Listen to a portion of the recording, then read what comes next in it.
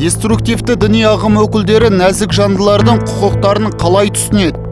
Пайғамбарымызға саллаллаху алейхи уассалям бір кісі келіп, «Уа Алла елшісі, мен әуелі кімге жақсылық жасауым керек?» деп сұрағанда, ол кісі саллаллаху алейхи уассалям анаңа деп жауап берген екен. Содан кейін ол кісі тағы да сұраған екен. Одан кейін кімге деп? Сол кезде пайғамбарымыз саллаллаху алейхи уассалям екінші рет анаңа деп жауап берген екен.